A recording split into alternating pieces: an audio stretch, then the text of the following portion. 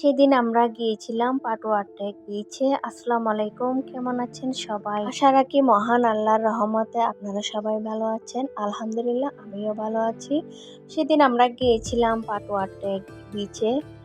ভালো লাগতেছিল না ঘরে বসে থেকে থেকে, তো হঠাৎ করে একটুখানি বেড়াতে চলে গেলাম। এটা আমাদের বাসা থেকে প্রায় 2 ঘন্টার পথ, 2 ঘন্টার পথের মাঝামাঝি একটা প্যারাসিলিং এর স্পট আছে, এখানে আমরা নামলাম। ওইটাতে কখনো আসা হয়নি, এই বিচটাতে।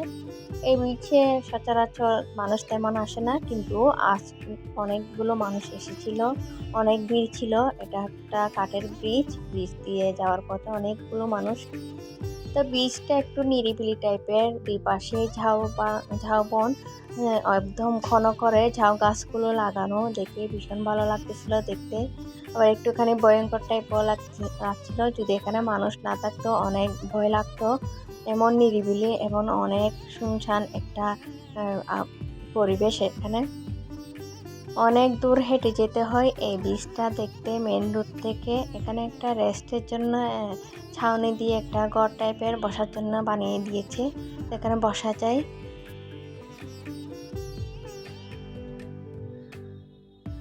খুবই সুন্দর এই বীজটা, একদম হালকা হালকা বাতাস। আমাদের পিচ্চিটা তো সে খুশি, সে অনেক দিন পর বের হয়ে এমন পরিবেশ পেল। আমার থেকে কিন্তু এই বীজটা অনেক বেশি ভালো লেগেছিল, কিন্তু ভালো লাগলো এখানে বেশিক্ষণ থাকতে পারবো না, চলে যেতে হবে আমাদের উদ্দেশ্যে। ওই যে পাটুয়া টেক বিচে আমরা মেইনলি যাচ্ছি ওইখানে, কিন্তু মাঝপথে এখানে একটু নামলাম। এটা কখনো দেখা হয় নাই বিদায় সবাই মিলে নামলাম। তো এখন চলে যাচ্ছি এই যে বিচের উদ্দেশ্যে। বাসা থেকে বের হতো আমাদের অনেক দেরি হয়ে গিয়েছিল। দূরে কোথাও বেড়াতে গেলে একটু আর্লি গেলে ভালো, সবকিছু ভালো মতো দেখা যায়। যাওয়ার পথে সূর্যটা এত বেশি ভালো লাগতেছিল, গাড়ির জানালা দিয়ে জানালাটা খোলা যাচ্ছিল না বিদায় পারি নাই, কিন্তু ভিতর থেকেও খুব বেশি ভালো লাগতেছিল। নারকেল গাছগুলো সারি সারি সাজানো। এই যে চলে আসলাম, এখানে কিছু পাথর, এই পাথরগুলো কালো পাথর। এখানে কিছু প্রবালও আছে যেগুলো সেন্ট মার্টিনে পাওয়া যায়, তবে প্রবালগুলো একটু মিথ্য। এগুলা যেটা সেন্ট মার্টিনে পাওয়া যায় ওগুলো হচ্ছে জীবিত প্রবাল।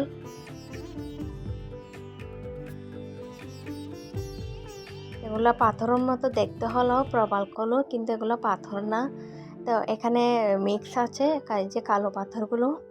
এই বীচটা খুবই সুন্দর, খুবই মনোরম পরিবেশ। কেউ চাইলে এখানে কক্সবাজার বেড়াতে আসলে এখানে অবশ্যই এসে ঘুরে যাবেন, অনেক বেশি ভালো লাগবে। আমার তো শুধুই এখানে বসে থাকতে ইচ্ছে করছিল, কিন্তু বসে থাকলে তো হবে না, প্রায় সন্ধ্যায় নেমে এলো, আমাদের এখন চলে যেতে হবে। রাস্তাঘাটের পরিস্থিতি নিরাপদ না দেখে চলে যেতে হবে, দেশের অবস্থা যেহেতু খারাপ। আমার আজকের এই ভিডিওটি কেমন লাগলো একটি কমেন্ট করে জানাবেন। খুদা হাফেজ।